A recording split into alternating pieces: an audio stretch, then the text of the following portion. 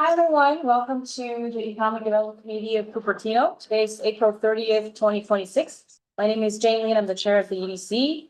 I'll call this meeting to order. Staff shall open to roll call. Yes.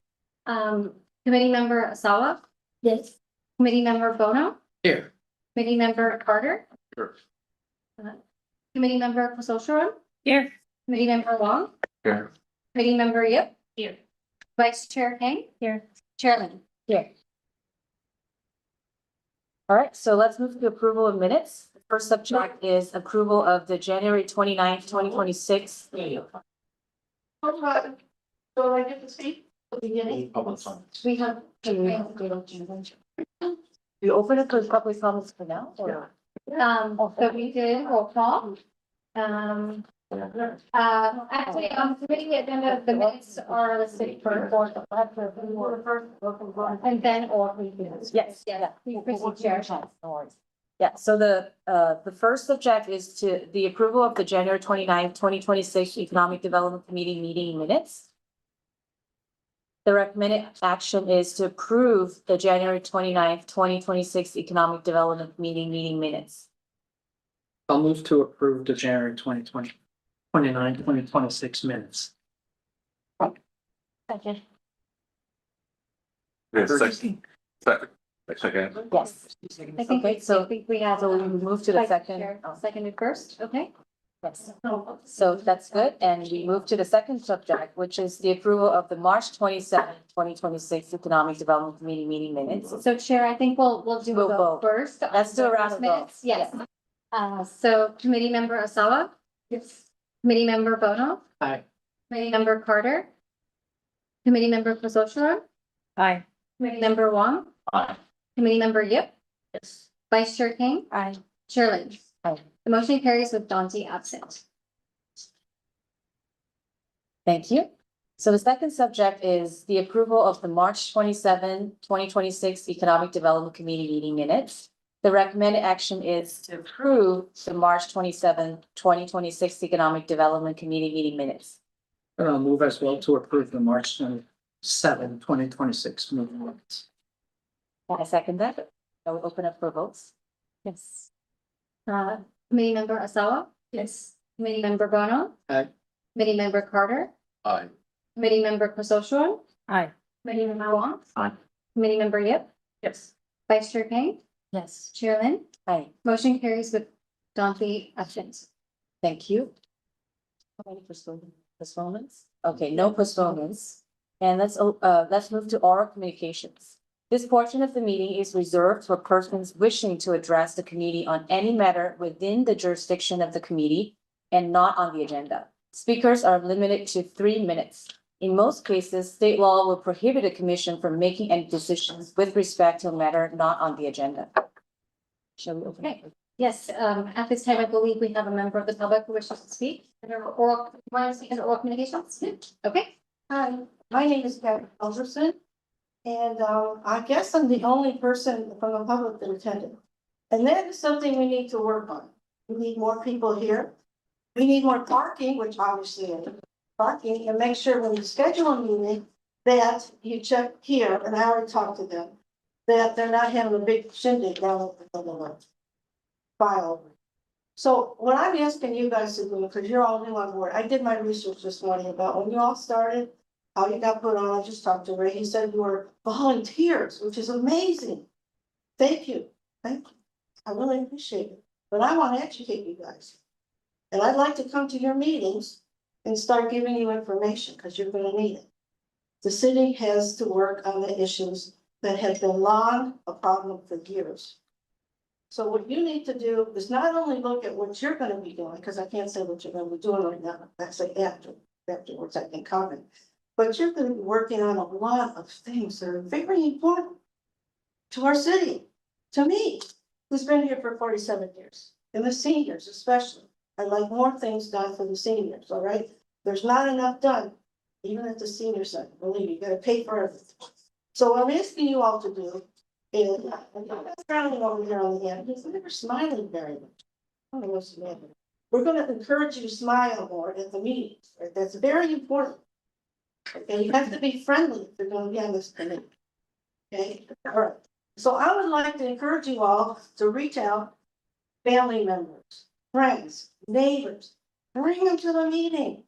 Make the meetings exciting. City council meetings, people stop going to these meetings, everybody knows, right? We need to encourage them to go to the city council meetings too. It's very important, not just because it's on, you know, you can go on the TV and your computer. No, I came here, I could have done all of that.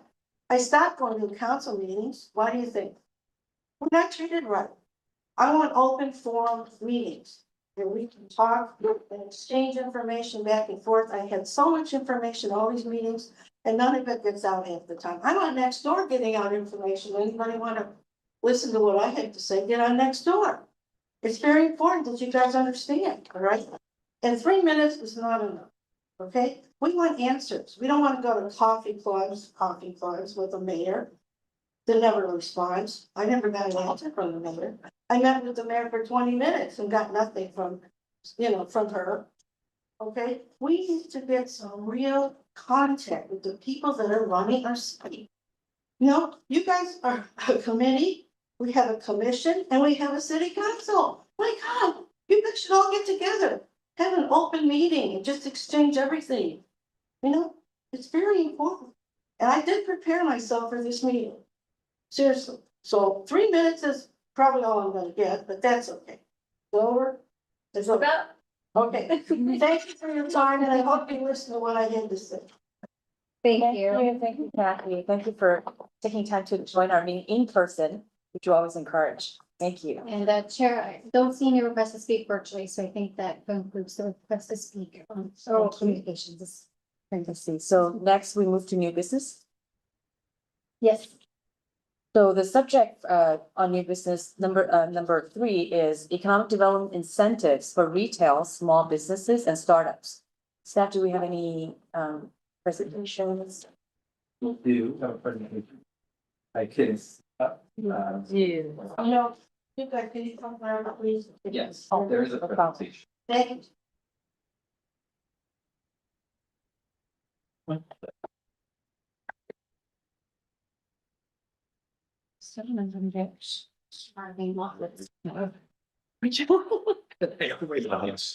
That one? Maybe you haven't done it. The.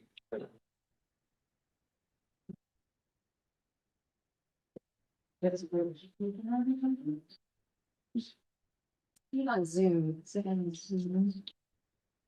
You know, just sharing.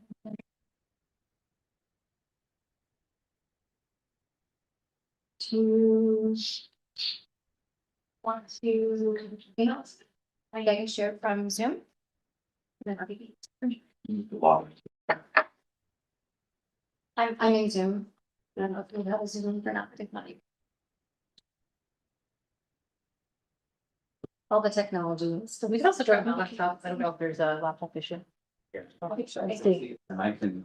In the meantime, that's okay.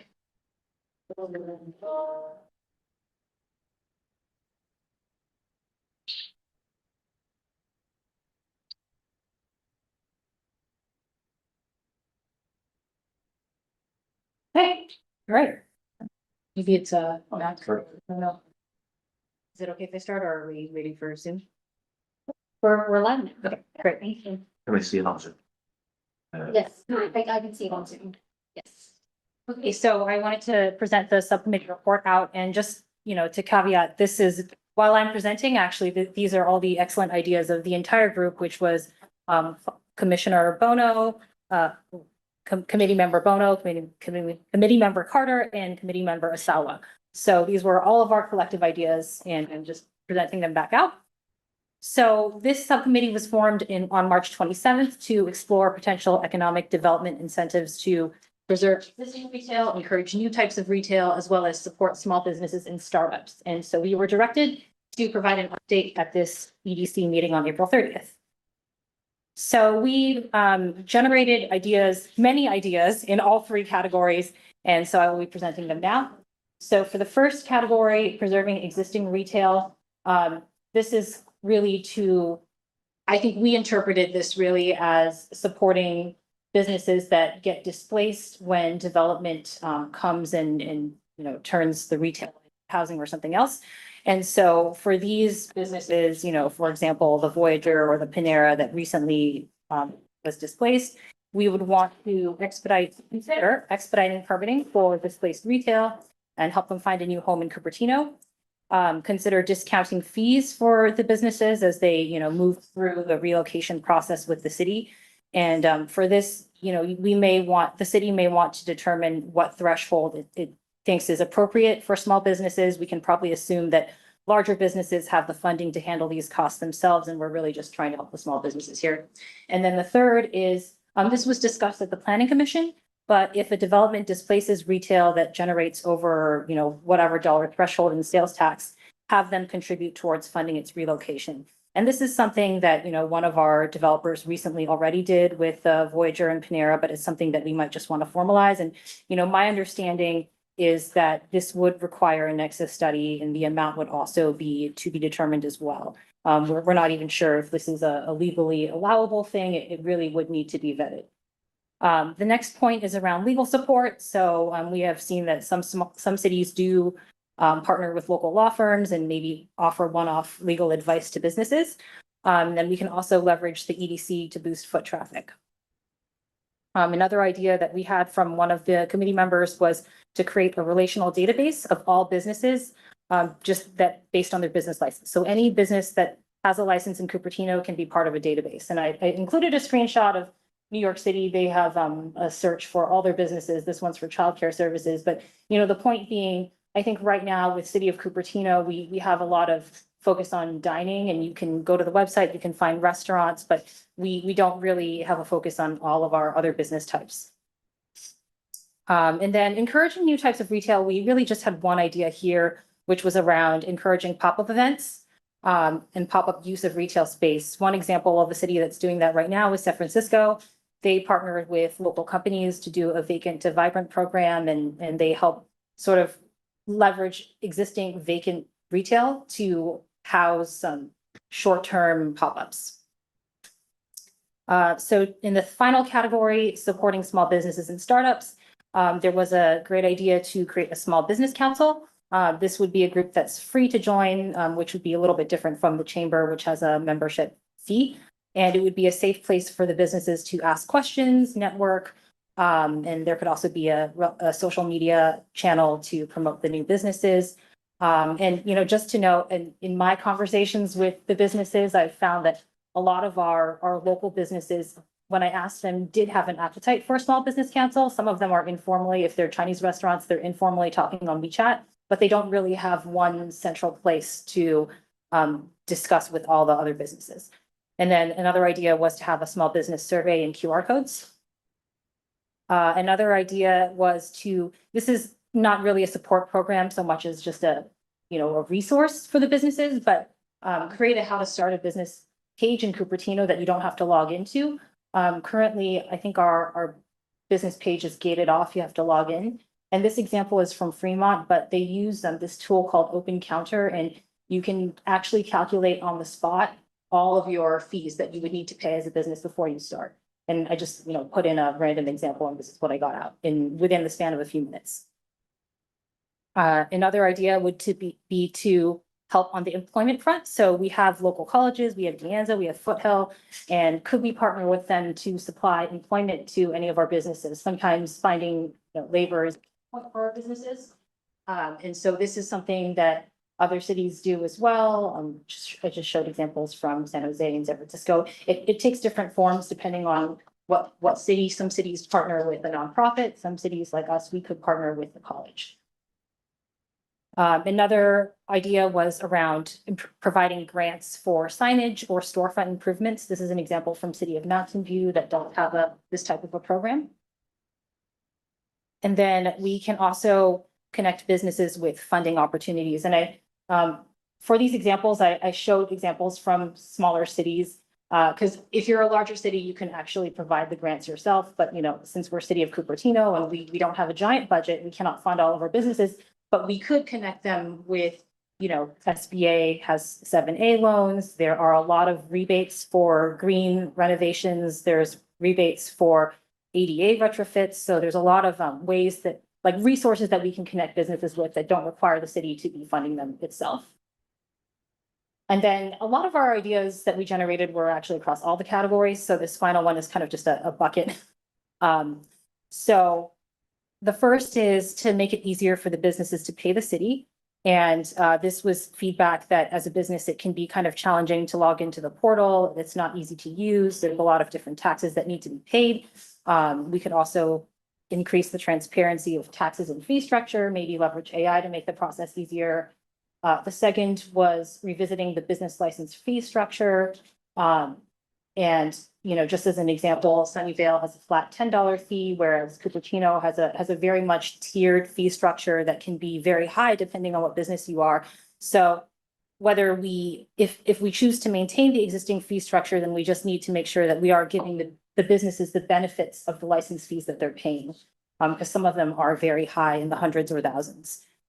And then the final is around business license access. There was a really good idea around just helping the businesses display their business license, maybe like giving them a frame or helping them print it out so that they can show it in their storefront, and then more businesses get encouraged to do the same thing. And then we can also have EDC as a liaison on these things. I think those were all my ideas. It was, or not my, all the committee's ideas. And actually, does the subcommittee have any other things they'd like to add, comments, things I may have missed in this? You mentioned it all in the presentation. Thank you. My comment is that you're amazing. Oh, thank you. All right, well then that concludes my presentation. I suppose we can. Do we open it up for discussion? Good idea. Any questions? Any comments from other committee members? So I would like to say this is an amazing amount of work, especially considering the time between our last meeting to hear. So number one, absolutely appreciative of all of that. And I know a lot of time goes into this. If you were to think about prioritizing actually across all of them, what are some of the areas that might have come out of discussion that says like this might be something that about focusing some of our resources and time on essentially? I'd love to kind of get an understanding from yourself and all of the other committee members of the discussion. Go ahead. One thing we understood, or the way I'm taking it, is that even though the president of the Cupertino Chamber of Commerce, it's one thing for the businesses, but having a business council that can act as the liaison between small, large, medium businesses to provide, if you will, a more of an informative across all platforms between the provider, the city, and the EDC. The Small Business Council might be able to reach out to the wider community, and it does not require much. We can already use our own emails and maybe create a TikTok channel or an Instagram channel so that we can promote. But the goal here is to make sure that everyone understands that they are able to reach out to the EDC through a business council, if you will, so that we can be the liaison between them and the city. So I think that is a step that is missing in Cupertino, and that we could emphasize on that, and it would not require much at all, because as you know, social media platforms are free to provide. And yet it would showcase that Cupertino is ready for business, and they do have the support for any and all questions.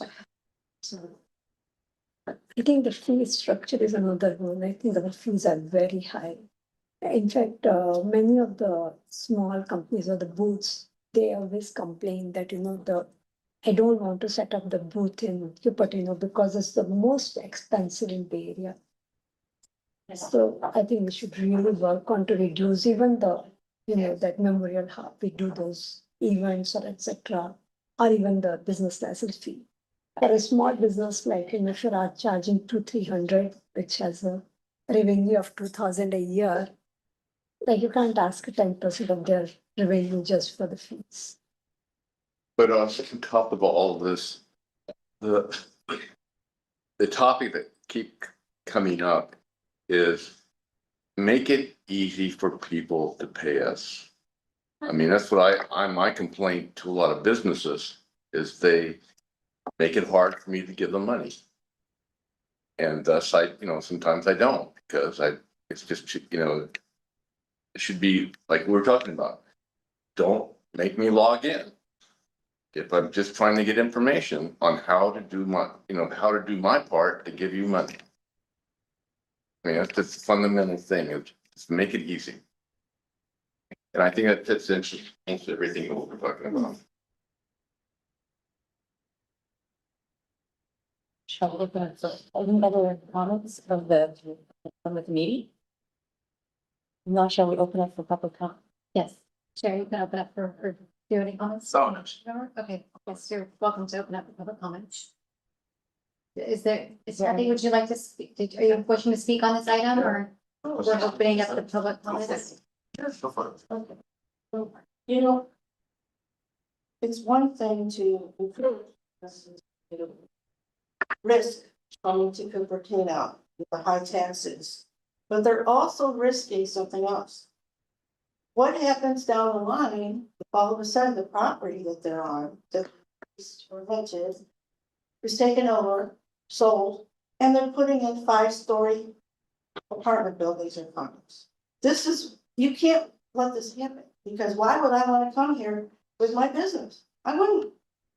Okay, and the businesses I want to see here are family type restaurants, like the Sizzler, okay, like the Red Lobster. Yes, okay, that's very important. We don't have that. We have a coffee shop that's going bye-bye, which are trying to relocate. I'll tell you where they're gonna relocate, out of Cupertino if I was them. And we're gonna have more people, like Pizza Hut's gone, Staples is gone, I can't even buy printer ribbons anymore from Staples. They're gone. Is this what you want? You want high-rise buildings taking over? Do you know what the traffic's gonna be like? I was researching this morning, the bridge that's going over 280 from Wolf. It's a nightmare. People coming in and out, you think they're just gonna go out, they're coming in. Making it easier.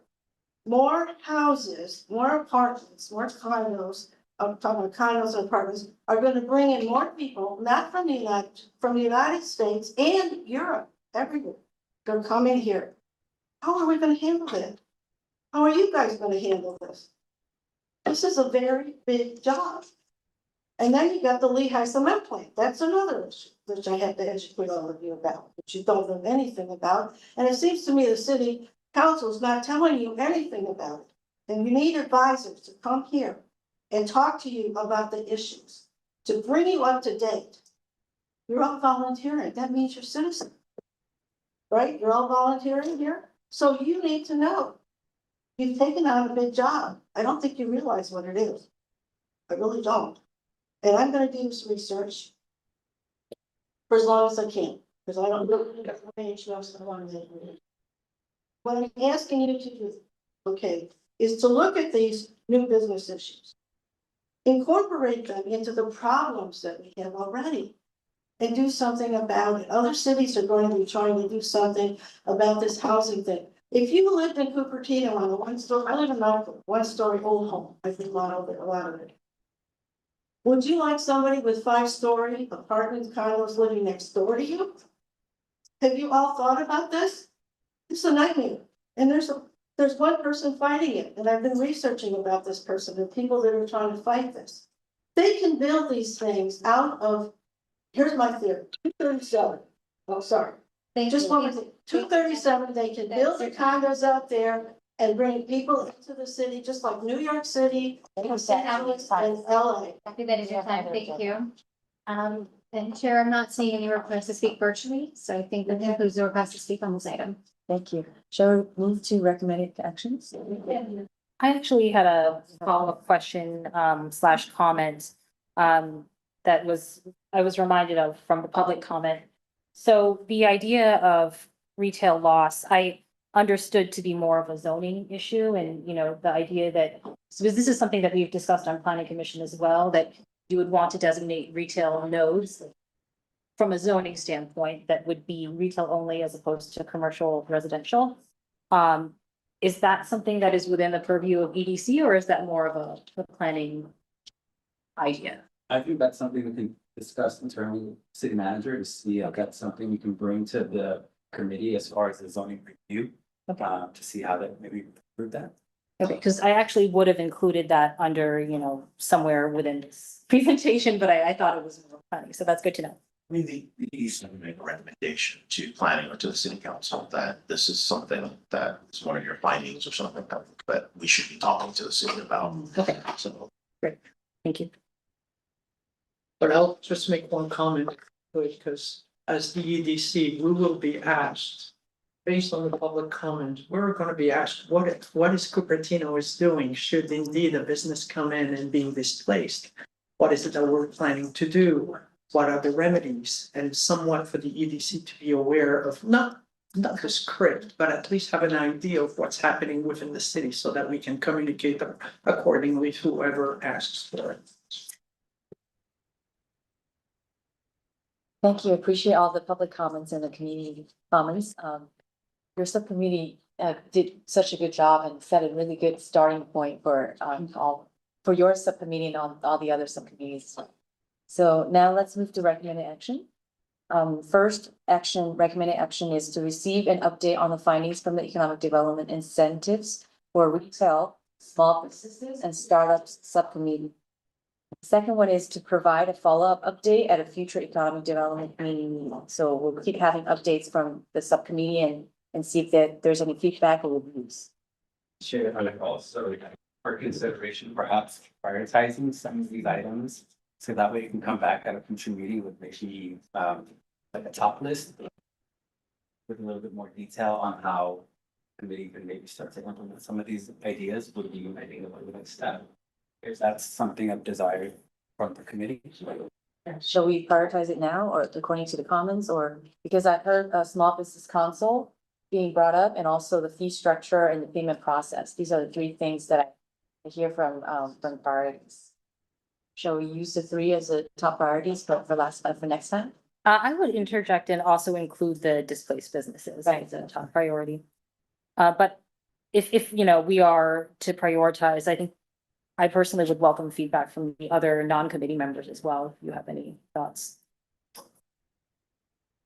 So I don't disagree with that because I think part of it is the conversations around prioritization and the feedback that was germinated from the subcommittee absolutely makes a lot of sense, and I would lean on sort of this body to kind of help maybe direct that a little bit.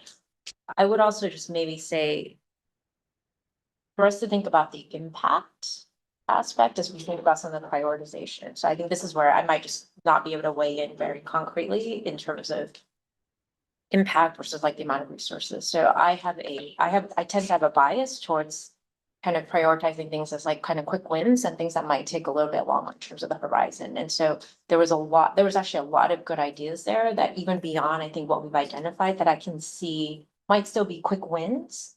That would be a low lift from us to be able to implement. And I don't want to necessarily miss out on that piece. Out of maybe the four that we're talking about here too as well. So is there a way for us to still prioritize this four, but leave open, maybe for us to, like I said, and come back and think about that time horizon for some of this too, to give us some flexibility to achieve things that would be great within, this fiscal year, for example. Can you give us an example for, I can think of the database for businesses? I would assume that the staff might already have a database, it's just not displayed somewhere on the website. So that can help with the small business council. Now we have a list of all the businesses, then we can reach out to them and say that, hey, we want to form a small business council, whether it's their Facebook group for ease of communications or just gathering all the business together in one channel. Then these two can be a quick wins, I would assume. Yeah. I think what also just maybe drew me a little bit, just knowing that we have like later on our agendas to kind of talk about things like summer celebration, et cetera.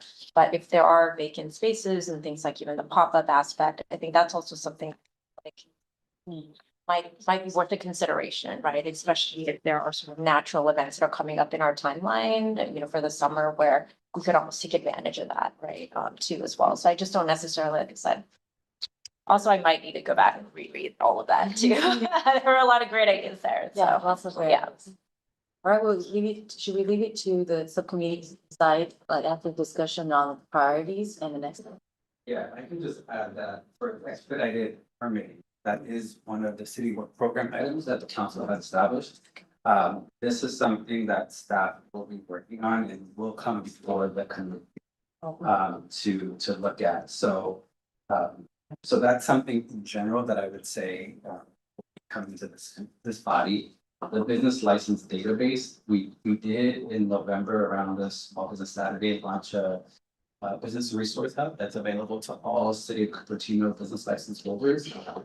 We are updating the business license database specifically to include businesses that have yet to be added to that database, because as you know, that's happening on the daily basis. We're making updates there, and we're actually transforming that hub into a public facing. So that will also come before the committee as well. I'm hoping to do that at the next meeting. And I think we may have a special meeting in the month of May, so hopefully that's when we speak for five. So I think some of these, yeah, there are some overlap there where to be part of the committee's work, but then there are some also on this list that will be really good, I think, for the committee to kind of prioritize where to move forward. Yes, that is good. I'd just like to add one last thing on this. The performance of the system has been very contingent, as far as very problematic. There is no, for instance, as the manager of the Cupertino Hotel, I never get a reminder on when my business license is due. And if I do a week prior to the expiration, you cannot pay now. And then there is no reminder. And then when I log in again, whoops, it's expired. So here we have 100% penalty. So the system is not working well.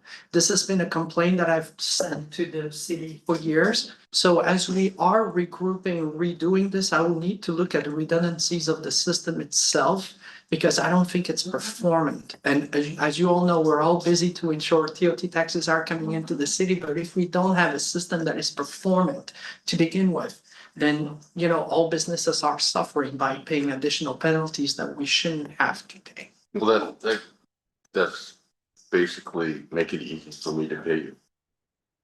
Yes and no, because that is something outside of it. It kind of goes towards the same, yes. Reminder. Yes. Topical reminders. Yes. Yes. There was, we have a new administrator for our business license program, PL. Previously, there were courtesy notices, but we were hearing there were maybe challenges with communication. I think, and I would have to check in with our acting administrative service director, but I believe some of those noticing and has been addressed, but you can definitely follow up on that. Kind of outline how we're communicating with businesses on new specifically. Thank you. Yeah, I think it's gonna be good when you have a final list and then you can figure out which department goes to the city.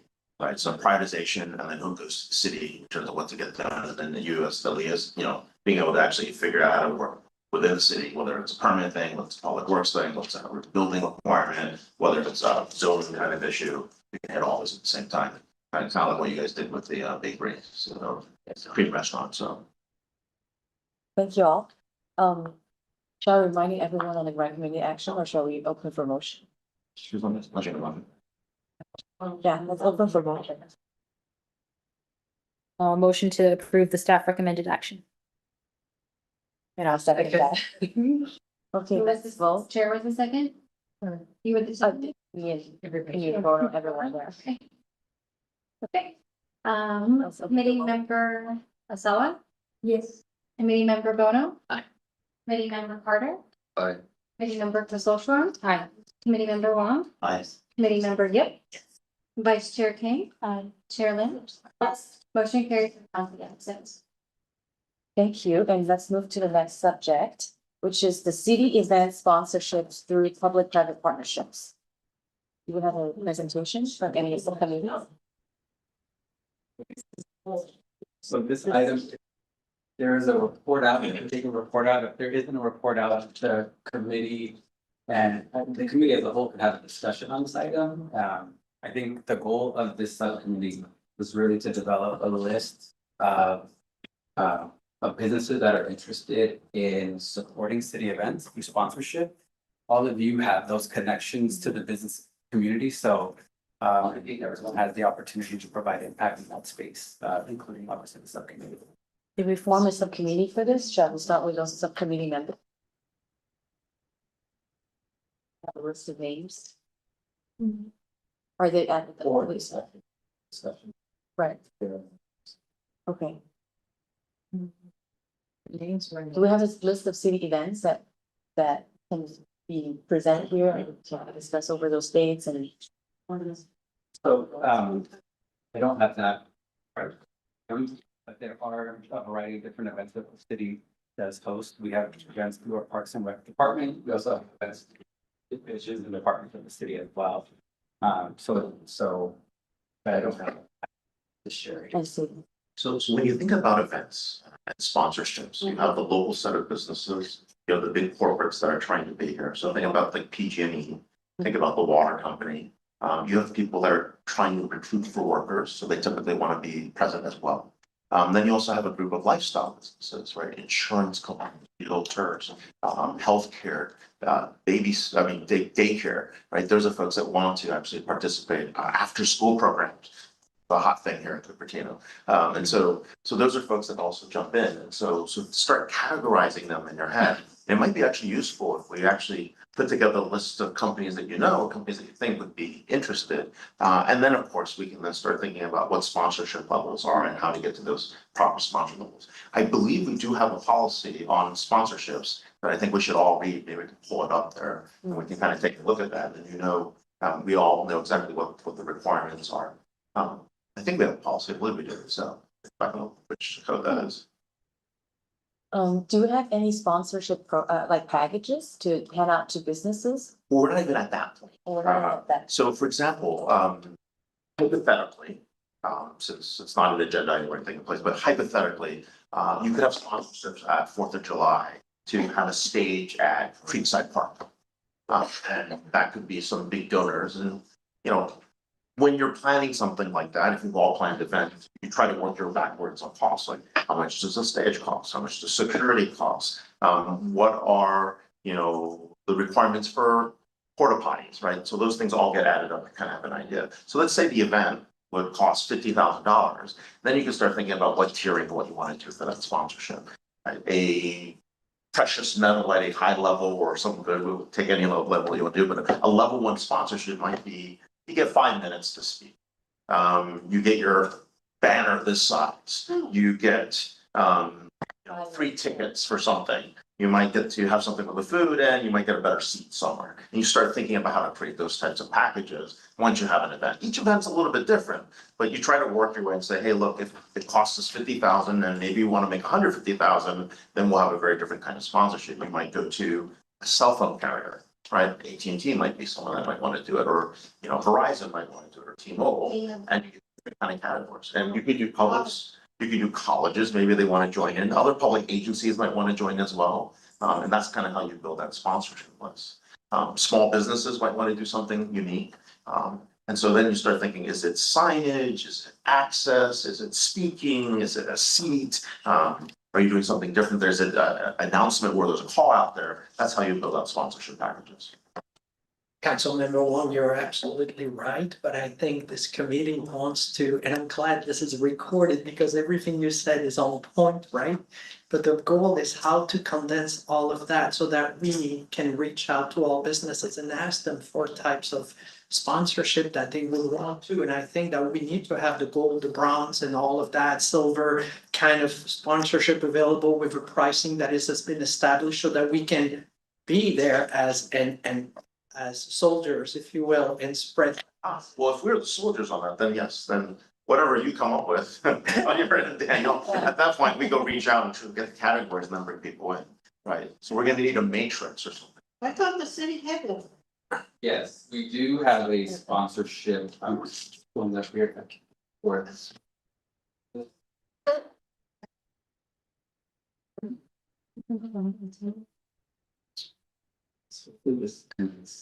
I'll start by showing the sponsorship of green.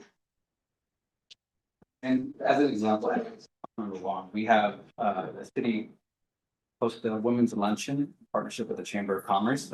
And that luncheon, for example, has had a sponsor cover the food for the last 2 years. So sponsorship can vary, right? It could be in a lot of different ways, but identifying those businesses that are interested in that is really the key. So that way we can leverage those relationships for our ongoing events. This is a question.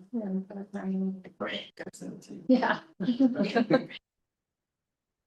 So this is the sponsorship.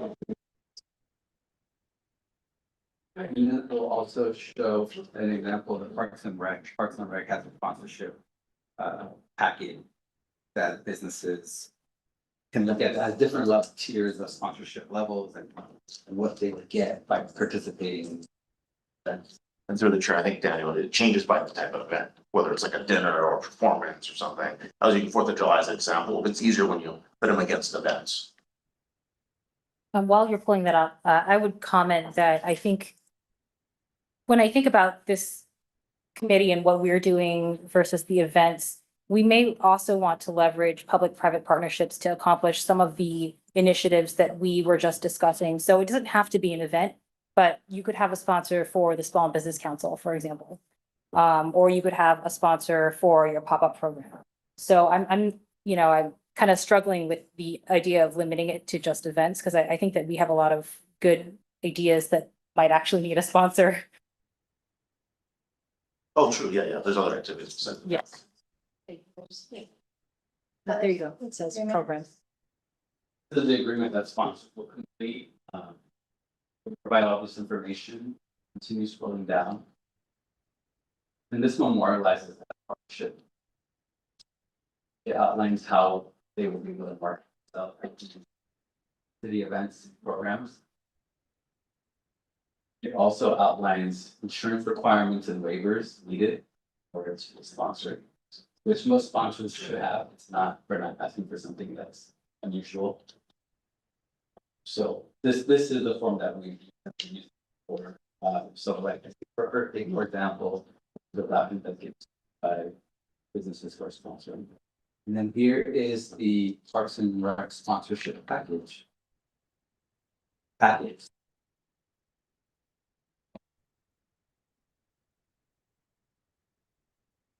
So if I had a food truck, that'd be just beyond me.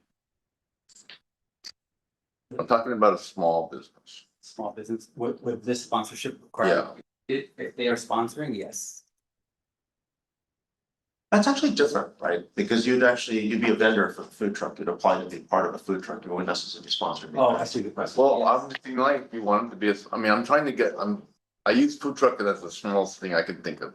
But I'm just thinking of, very small business. Is that sponsorship out of their league? I mean, are the requirements such, it's an honest question. Oh, well, I mean, Jack, I would say like, if you're a nail salon, right, or you're, let's say, Yeah. a stationery store or something like that. Nail salon is closer. Yeah. So the question is like, what levels of sponsorship do you want to provide? Maybe you have a $500 level, maybe $1,000 level. It depends on the event. Oh, I'm thinking not so much of the monetary that they have to put out. I'm thinking about. I mean, I can't see from here all the details of the thing. Is it all too onerous for them, or is it pretty? Oh, to have the license, the liability, and all that stuff that you're Yeah. seeing up there. Yeah, that's just, I don't know.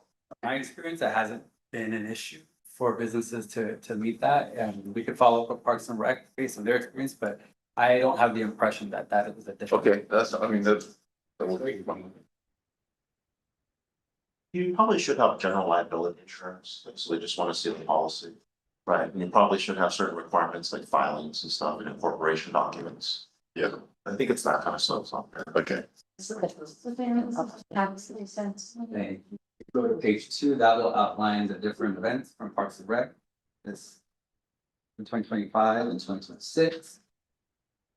You should go to page 5. This shows the breakdown of sponsorship levels, bronze, silver, and gold.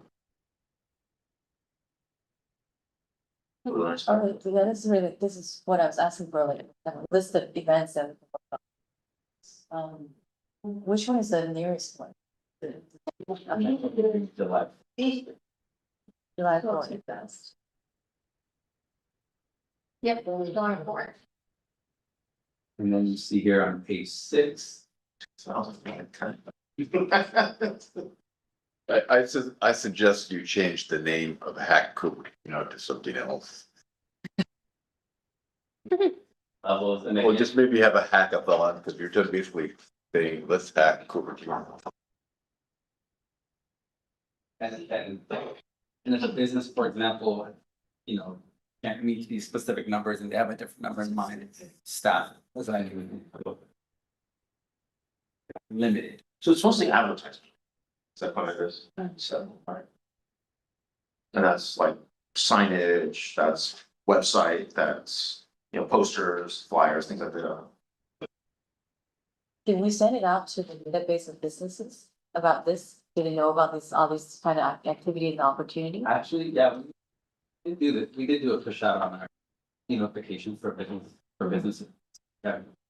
I see a lot of success from the banks. Or like credit unions. Because they're like, the credit unions, they're more local. So, and they have the budget. Let's say, let's put it that way. However, the process is a little bit more lengthy than some other smaller businesses. You know, for example, I own the sole proprietor and owner, I can say yes, and I write the check. But for the, institutions, they have to, go through different processes, ask for approvals, so that, and check the compliance as well. So it takes a little longer. So for July 4th, I think we should start reaching out to those institutions. Of course, the local businesses, if they want exposure, to get their feedback. Yeah, a lot of times it's because they don't know about this opportunity. It's not that they don't want to sponsor. Yeah, but I would think more broadly, right? Because July 4th is not, we're gonna have any events as a city. So building that portfolio of businesses that are interested. But notwithstanding, obviously, you want to also have the funds available, businesses who are interested in joining for. Yeah. So I think the small business council will be very helpful.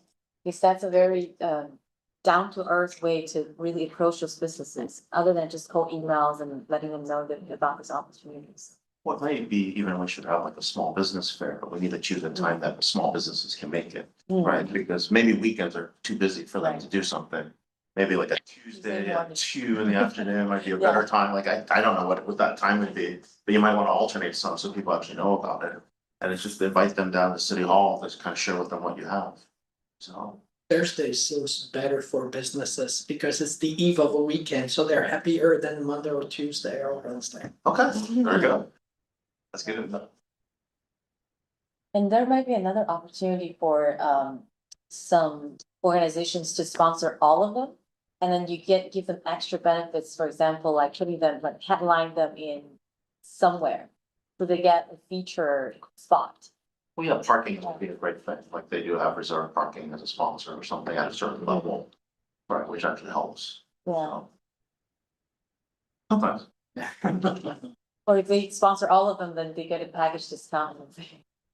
That way it might be easier. So you can guarantee that there's always some sponsors for all the events. So I think just a couple comments. I think this is like a great way, so this is through Parks and Recs, right? And I actually remember Councilmember Wong, you actually projected that on your screen when you were talking about this at our last meeting too. So I think this is already sort of specific offering that Parks and Recs has already essentially gone out of market, right? I think what would be great to ensure that the subcommittee maybe sort of thinks through is, one, what are the assets from an EDC perspective? So whether it's potentially new forums, new events, with maybe some existing ones that haven't typically sort of lent themselves to sponsorships, I think it's actually us as a committee figuring out what that is, first of all, that portfolio essentially of what those events are. And then to your point, how do we now then define sponsorship levels that may or may not necessarily be consistent with what we have in other parts of the city, right? And that would give us sort of the platform that says, here's at least the types of events, maybe that would also not only just kind of drive the package discussion, but also the types of businesses that would naturally support them. So for example, like a bank would want something or with small businesses versus the big bunny 5K, right? So things like that, where then we can also, as we're thinking about companies that either are local or global companies that may have an interest in Cupertino, we actually have the right set of assets to go out to them with. So maybe I think that's the first part, is figuring out what is it that the EDC sort of wants to have as part of that portfolio for sponsorships, figuring out then the different tiers, right? That makes sense. And then how do we start to kind of build up either from our existing sponsors, new sponsors that we haven't tapped before previously? How do we now then incorporate and give them an avenue? Because those sponsorships take time to service too as well. And to retain them actually on a year-over-year basis is, I think, something we want to be thoughtful of too, because having them sponsor one event and maybe not necessarily getting the ROI, because typically a sponsorship is evaluated on ROI, right? Number of eyeballs. Did it bring new businesses back to them as a sponsorship? Did it give them the visibility maybe for the executive levels? Or if it's driving new lines of businesses for them. So there's usually an ROI discussion there, and I just want us to be thoughtful maybe as an EDC, because we want this to be more than just 1 year's worth of events and how that roadmap looks like, right? Too as well. So maybe that's a good starting point for the subcommittee to sort of think about, and we might need to go back to figure out just to our notes, just because they may not be present, right? The Right. subcommittee members. I got your back. Oh, Then go ahead. I'd like to piggyback of what was just said. And I think the way we can be, as far as sponsorship is concerned, to be a little bit more elaborate is to actually do our own list of events we want to focus. Like you said, Councilmember Wong, 4th of July. We have during the weekend of October 10th, Bruno Mars is gonna be a huge event because it's in Santa Clara. We have also maybe the Valentine's Day weekend. I think personally, if we want to tackle and be successful, we should first begin with an agenda of events that we want to specifically target and hold them. We can even start with 3 or 4, but we should determine, in order for us, like I said, the word soldier, and go out there to the community and try to find sponsors for them. I think we should start with that. I'm definitely happy to provide the subcommittee with a list of events, and kind of break that down by category and sector, just as I mentioned earlier, and yeah, we can definitely start that way, that is. So if we work backwards, right, we each get an event or that we're actually servicing, we'll have only, what are we selling, what are we pitching, what do they get? How's the forms, how do we get the process, making sure that we fit all the procurement, all the legal requirements that we need on the city side, so that you just basically get them directed in a place. They sign up on the website, get it set up, and then you guys are good, right? It's almost like we have to make it that turnkey in a box. Right. Yeah, we have to be mindful of time, so shall we move directly?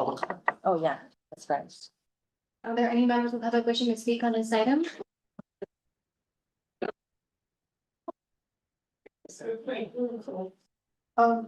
Everybody wants to be treated special. So why not send a special letter of invitation? to all of these companies. And ask them to come. Be the function, well, there's 4th of July or whatever, invitation, special invitation. And I think that they would probably want to join, but I noticed how expensive. So if they decide to come on board by a certain time, get a discount. Early bird, oh, shit, early bird, she said it right here. I think that's really important. The other thing is, how about a big raffle? If you're gonna get all this money in, you might as well raffle things off. And I think a lot of people would attend, like I don't go to the Cherry Blossom Festival, whatever. At the park, it's too warm, there's too many people, there's lots of kids. So, you had to encourage people to come. And I thought, well, how about this gentleman at the end of the table? Yeah, hi, Jack. No, that's Jack. Oh, okay. Oh, I'm sorry. Claudia, What can you give us to raffle off? what can I give you to do what? Raffle off, if, like say the 4th of July event or the Cherry Blossom event, and if people know there's a big raffle. You don't even have to sell tickets, you can just say, if you come to this event, and you attend it. Okay, and you have your sponsor, whoever, you could sponsor one. Okay? If you come, it's free and you could win whatever. You're gonna get a lot of people. And then if you've got these vendors, you know, there's always vendors, right? They're gonna make money. So it's up to you guys. I mean, this make money in different ways too, if you're handling this. So it's up to you guys how you want to encourage people to come. I think, in fact, I just started this. How about in gold? The letter is in gold and you mail it. You mail it to the companies and it's with gold trimmer, so to make it look real special. Well, and, you know, I just sell something, that's how you sell it. So this looks like, well, this is a really special event. I've never been to one. They sent me an invitation. Oh my goodness. This is the way you get people in, and this is the way you get companies in. Now, are you gonna also go outside of Cupertino? Have you thought about that? Have you thought about going outside of it? Bringing a sponsor from outside? Yes. That's another. Have you ever done it? He doesn't know. He doesn't know. So that's my thing, is if you then go outside and look at all the other, That's here. you know, all kinds of stuff. And so get a list, that's your job, right? He gets the list. And then he brings it to the community really, you know, before all these holidays are coming up, the summer's coming, it's gonna be real crazy. So, you know, especially the one they have at the park, the one at the park. Thank you, Kathy. That was your time. Right. Chair, I'm not seeing any requests to speak virtually, so that concludes the request to speak on this item.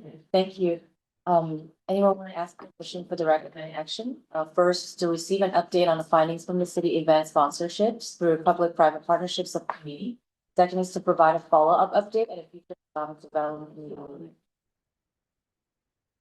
Motion to approve that? Yes, there's a motion to approve. Second. Thank you. And let's move to the next subject, which is the Cupertino Summer of Celebrations. Speak, Chair.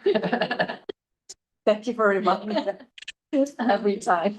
Committee member Osella? Yes. Committee member Bono? Aye. Committee member Carter?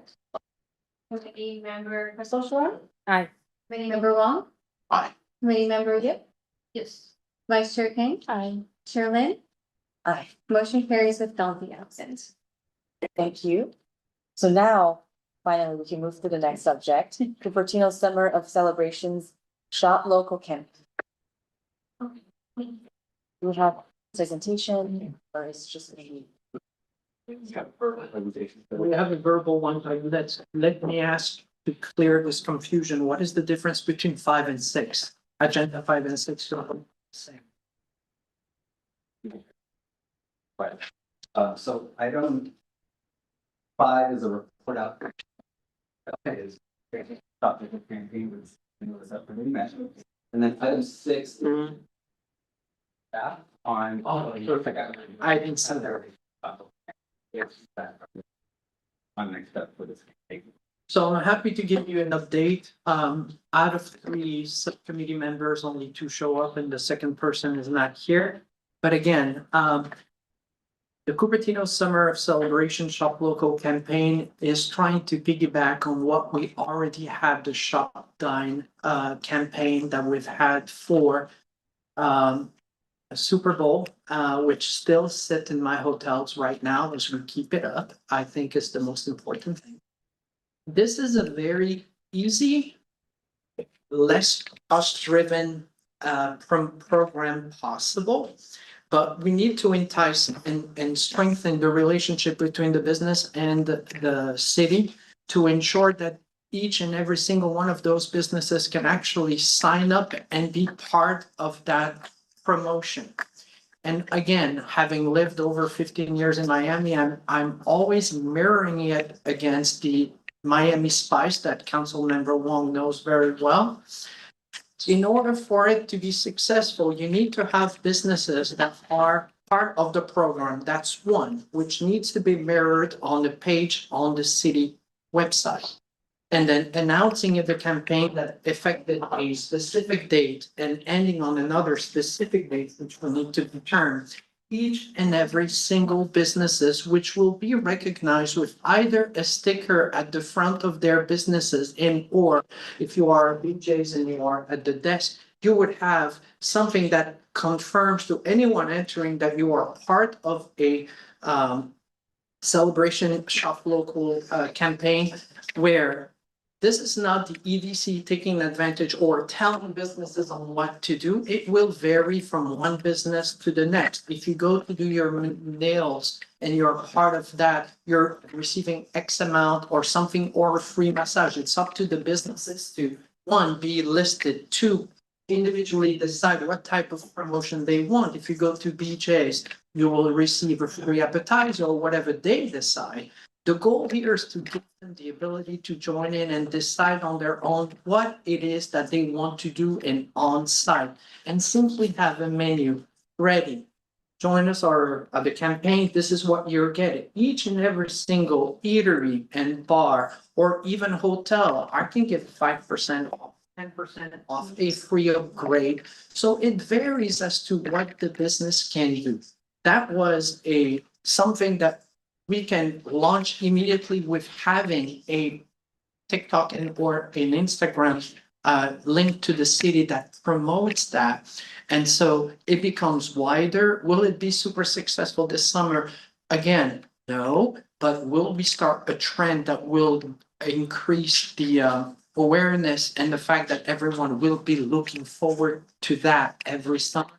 The answer is yes. So again, it does not require much from each and every single businesses. It's the matter of, are you signing up? Yes and no, and be automatically again on the web page and then promoting that. You can either put the link of everyone that is part of the program, and then, again, it's an easy thing for me or the subcommittee to contact each and every single organization that did sign up for it.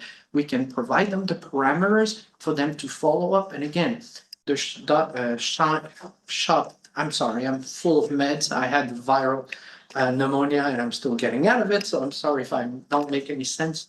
But at the end of the day, we need to have those posters and everything else ready, because again, the cohesiveness and the fact that we are working together will showcase everywhere, and it shows a synergy, if you will, within the city. So that is our presentation, our recommendation, and I think it's an easy, achievable, and can be set up very fast. Through the chair, taking what Claudio said down to the implementation level. What would help is if you actually have a web form that they can self-service and submit. So they just go straight to the website, you guys approve it, and then it goes out. It'll save you a lot of time, then you have the directory and the list. If we channel my inner Stephen Haas, the architect of Miami Spice, who's former the Forge and the Delano. What made it work was that everybody had something to offer, and the collective offering made it very powerful. If you really want to create more cohesion against it, one of the other things you can do is like take 7 different categories. If you hit 7 of those together, then you get enrolled into something else for a bigger kind of raffle prize, what Kathy was talking about. So did you hit a salon? Did you hit a retail option? Did you eat an eatery? Did you do something? Then it's kind of a way to get people to tour around. Or you can create a fun little game where people hit different parts, and whoever visits the most places that got stamped gets something. I was It's kind about of to fun. say. You get a kind of a passport picture. So, but down at the tactical level, to save us time, self-service is probably the best way within your parameters, and then you approve them and they're efficient on the site. So you don't have to work too hard on that, and they get exactly what they wanted. But it sounds like every subcommittee that we're providing, we are mentioning it as social media, an approved social media account through the city for those specific is vital to anything and everything. Parks and Rec. For most of these folks, it's really is Facebook and TikTok, in fact, we're doing, then you get local to the demographics, just like WeChat, and other places. So, and WhatsApp, depending what ethnicities you're in. Yeah, I think that, as you know, I think, it sounds like we're probably talking about what the current plan is. So I think to your point around amplification of both the existing strategy, something else that to make sure that we're doing right. And the second piece is, I do remember there was a comment last time that the bias kind of tended towards more like dining establishments typically too, as well, that we wanted to just be cognizant that we were being much more inclusive, right, around the types of businesses, and that they also had a chance to sort of showcase this. So you like some of the ideas around how do we do a passport or something like that, that would also encourage maybe us to just ensure that we're focusing a much broader lens beyond kind of the dining offerings too, so. Or to the broader. question on this, because your passport idea reminded me, do you happen to know how many people ended up participating in the puzzle hunt? Because I feel like that's a Oh, similar. that's cool. That's actually cool. We got that, I don't know. Was it significant though? You don't, maybe you don't remember.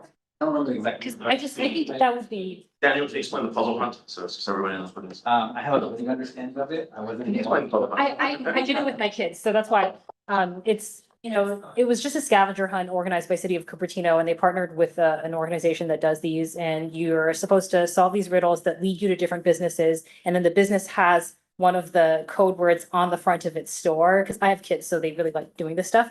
But it's a similar concept, so that's why I was like, that would be a really interesting proxy for, like, does this kind of gamification work? Like, if we see that hundreds of people were willing to do that, and that wasn't even anything that it had one prize. There was one person that won a prize, but if hundreds of people are willing to go to different stores and do that, then, to me, that would be indicative that if you had a passport and maybe like people somehow had a chance to win by like going to all of these places or doing one from each category, you could actually really lift local businesses. We could do Pokemon Go meets national. Exactly. Good idea. So. There are fun things like activations, and that might go to the hack Cupertino and say like, hey, who can build the app more quickly so that we can use it for something like that. Yeah. You would attract a lot of families, yes, I would assume.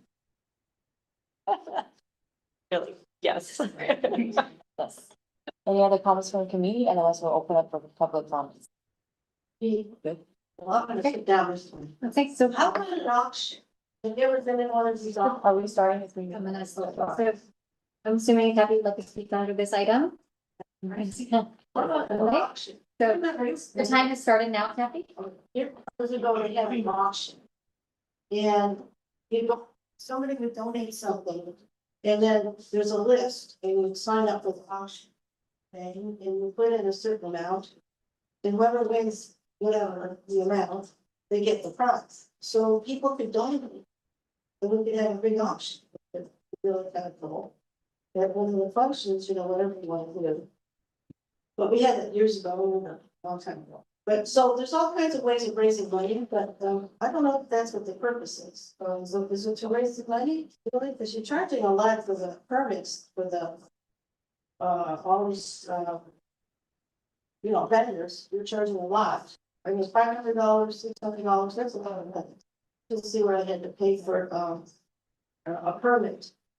$500 for a permit to put a new pipeline and to go out to the street. That's ridiculous. And I was seeing it.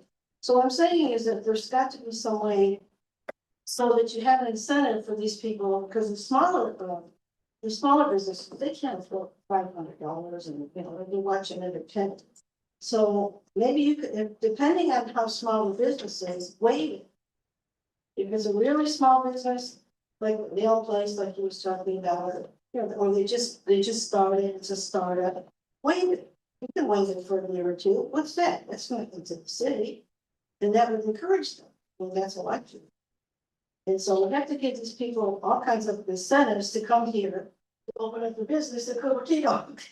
Especially with all this housing. I keep telling you about this housing and the traffic problems and everything else. We've got to start thinking the bigger picture. Okay, that's what I think. Now, the other thing is, I noticed that when I came here, you weren't giving out, the presentation wasn't given out. Okay, so that might be a good idea. I'm the only person here, I'm trying to encourage more people, but to give the presentation out to people so they can, especially the members here, so they can read along. I think that's important.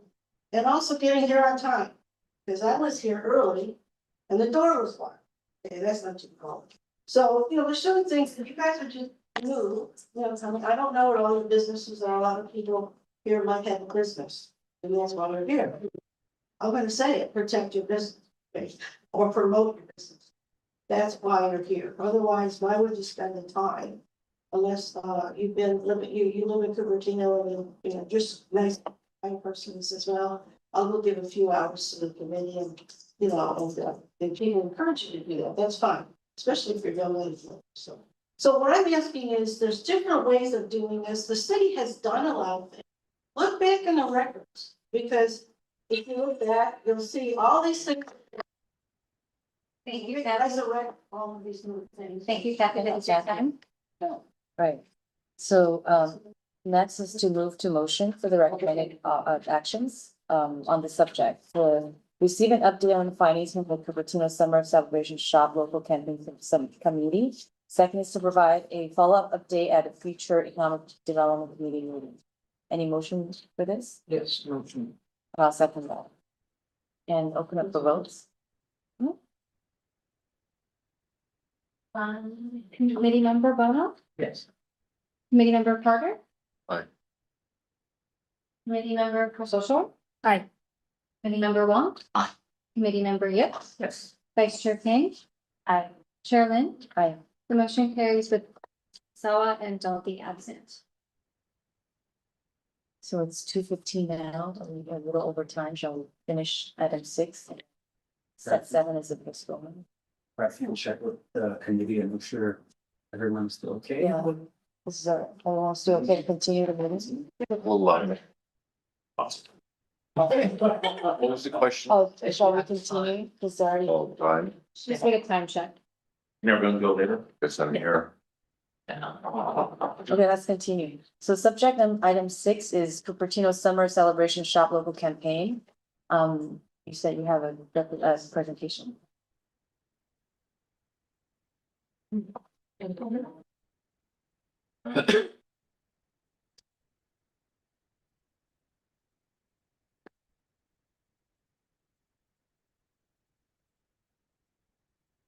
The presentation was up. Just this item is some item that coming back to the committee. This item was introduced at the last meeting we had, was in March. And the goal of this presentation today is just to get everyone on the committee an update of what we're doing specifically from the implementation side. And get some feedback from the community as well, so that way we can fine tune our methods for implementing this shop local campaign. And joining me today to give this presentation is my colleague Samantha, our communication and marketing coordinator. We'll be going over specific slides to give you specific information on how we're going to get done. Marketing knowledge. So let's review. So please.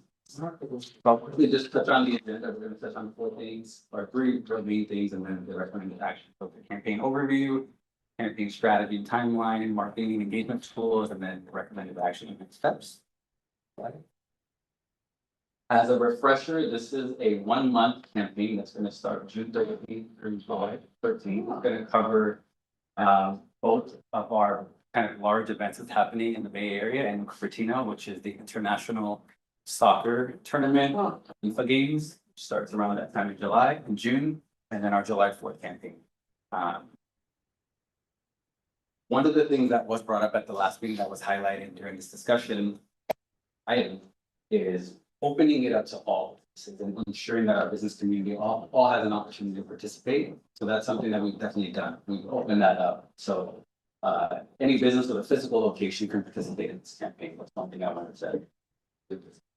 Conversation. Slide, please.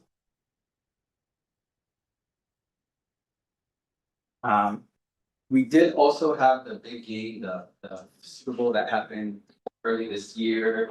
Did receive feedback from the EDC. Those comments were incorporated for that game. We're going to include those same comments into this campaign.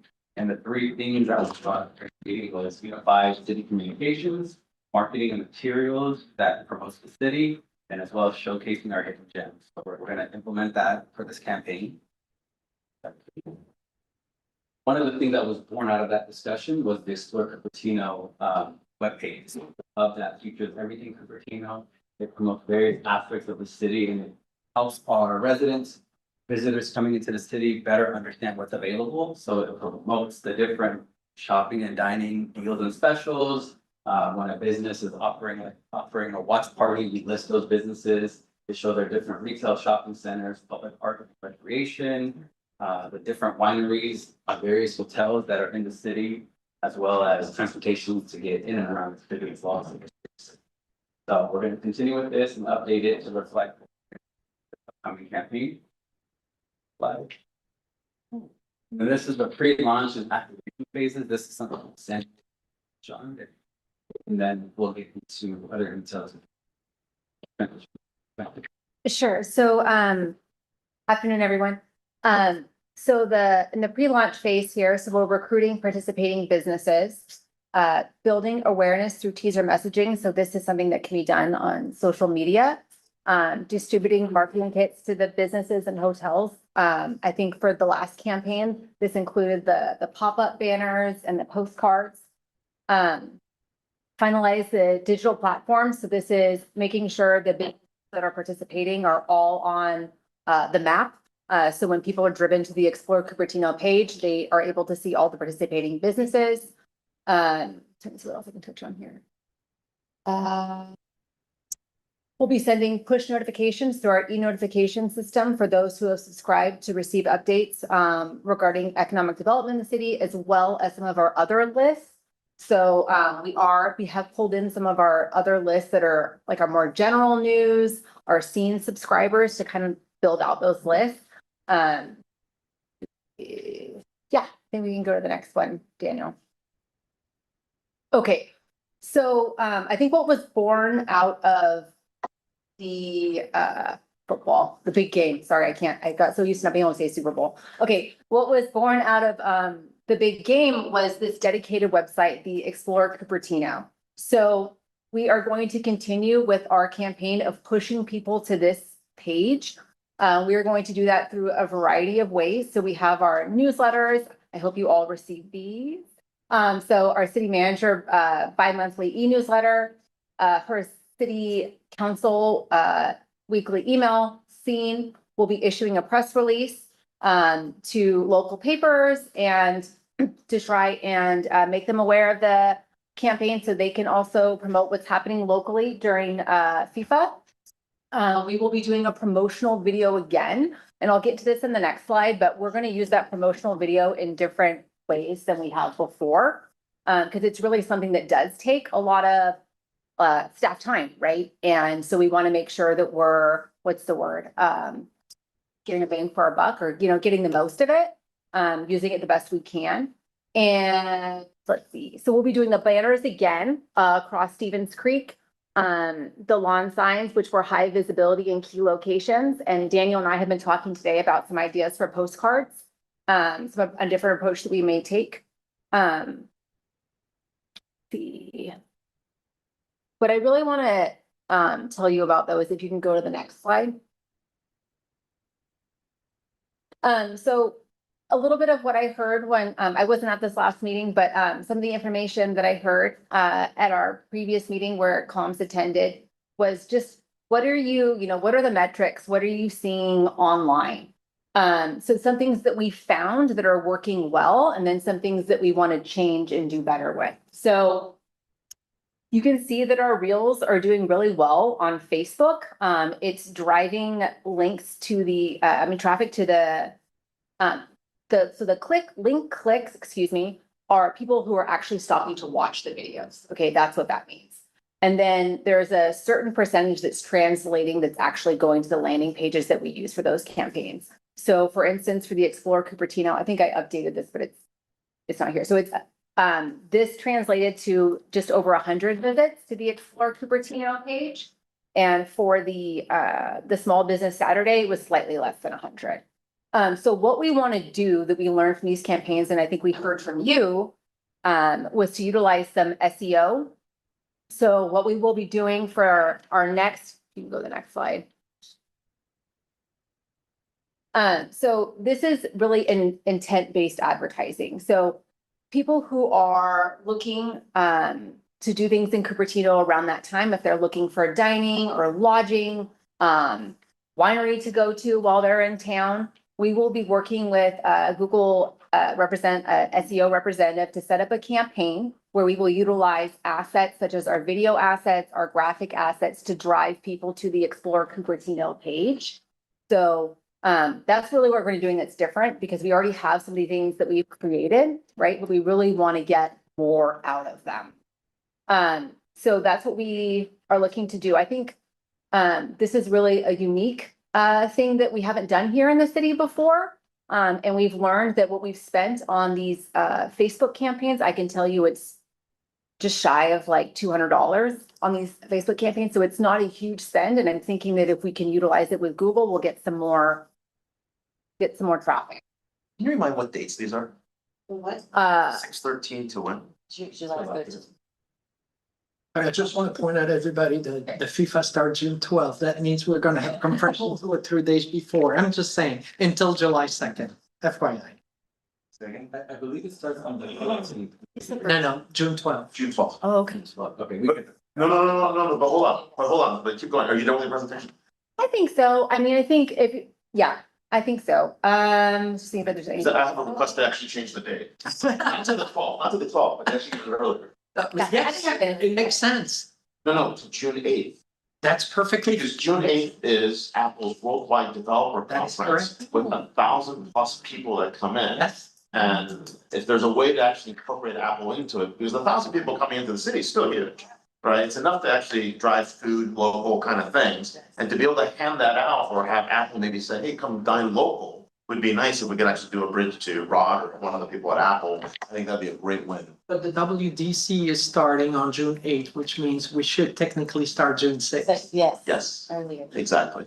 Because there's a small group that comes in early. Yes, exactly. So No. is it not worth the bang for the buck to advertise in the airports?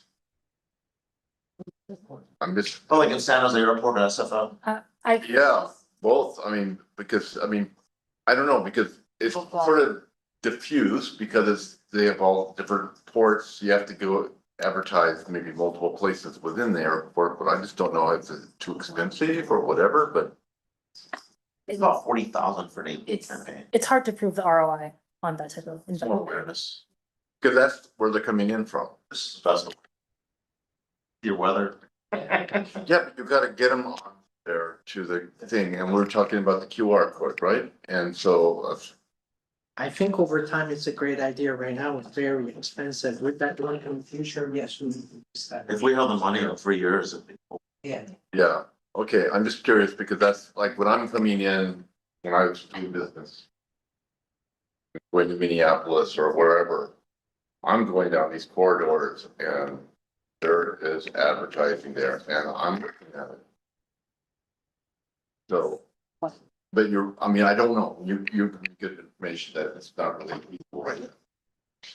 Well, general awareness. Yeah, it's general awareness, but you would never be able to prove that, if someone came to your city, they were driven by the billboard. That's mainly, it's hard when it's that expensive. You have to be able to prove like the money went somewhere and it's held up. I actually had just some feedback. Thank you so much for doing the SEO initiative. I'm very excited. I hope it goes, does something. And I think I would ask if you guys can do the cookie tagging like pretty deep onto the pages, then you'll get some really interesting insights, not only on who went to your website from the paid ad, but you can also see like what they did. Like, did they engage with your map? Did they, I don't know, click on some local businesses? I'm sure your Google rep can help with that, but they can get some pretty interesting insights from that.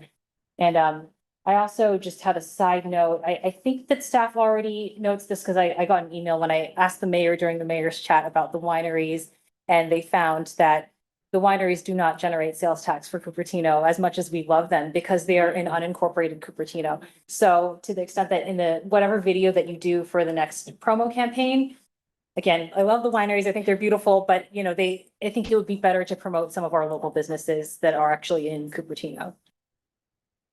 Well, I think it's a little bit of a gray line there because, of course, you're saying this to someone who has for the past 12 years this week is trying to promote Silicon Valley as the next Napa Valley. So I'm combining both. So you have to understand it's more of a marketing strategy as what else to do. No one knows we have the best wineries in here in Cupertino. So we don't want to discount them because of that, because you still have wine lovers and organizations that do find us through the Chamber of Commerce and say, oh my God, you have wineries there. And so it kind of helps the businesses such as hotels and also restaurants, and it helps in a way.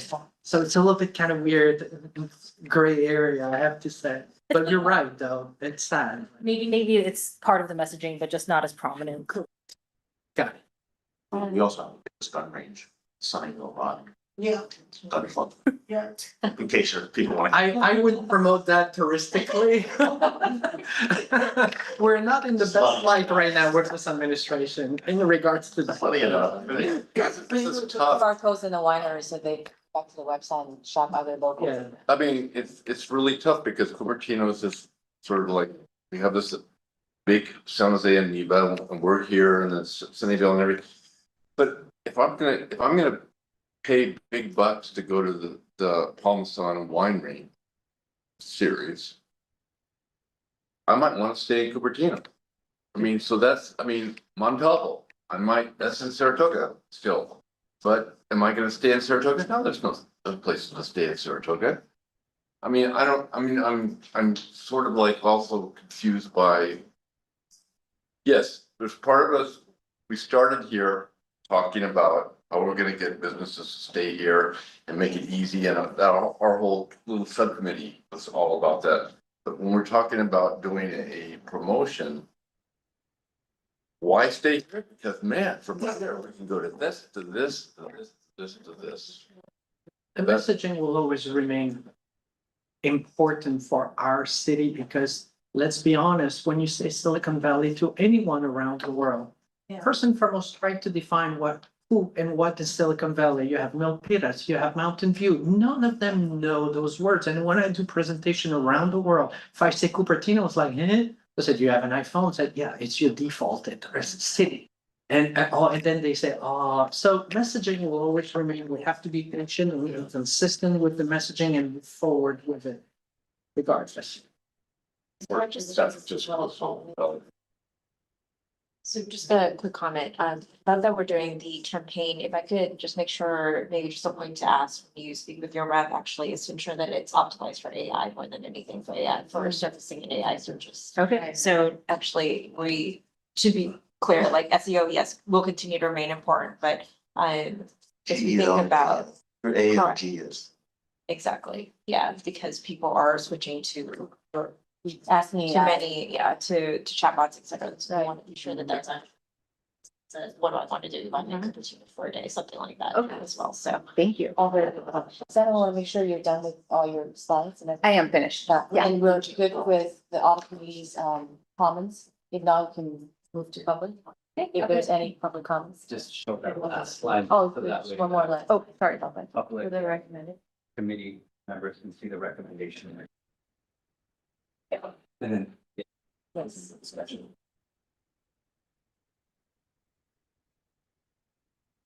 All that's coming up, so the last slide focuses on 3 kind of actions. For one, it's just receive the presentation on marketing and engagement tools.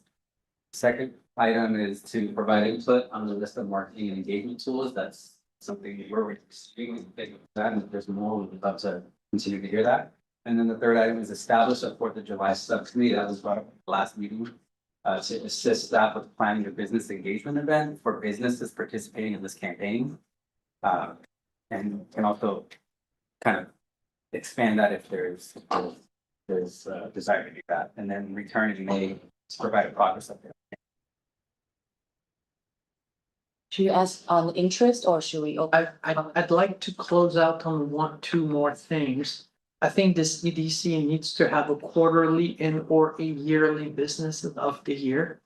We need to recognize them and it would entice them to sign up to begin with.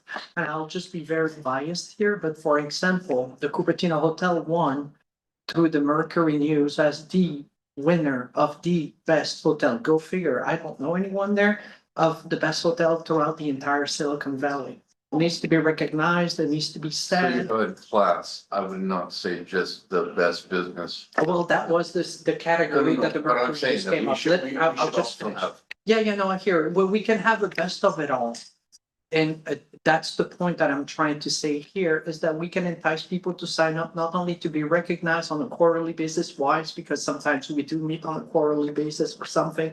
If we were monthly, we'll do monthly, but it should give them an incentive and as to why they should be part of the EDC, either the council or whatever that is. So give them an opportunity for exposure. So that's why I think I didn't know whether it can put it here on the future agenda settings, but also want to also emphasize, we spoke about AI. Right now, we do have tons of company that can link AI to our website.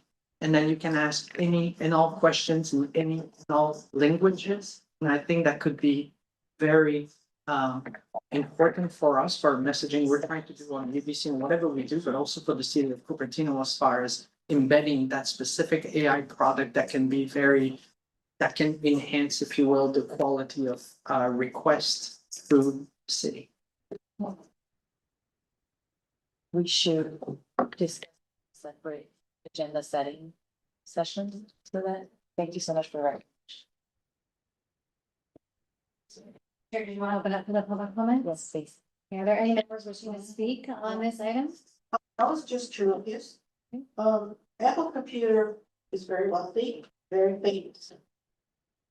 Why not ask them to find famous people, famous sports people,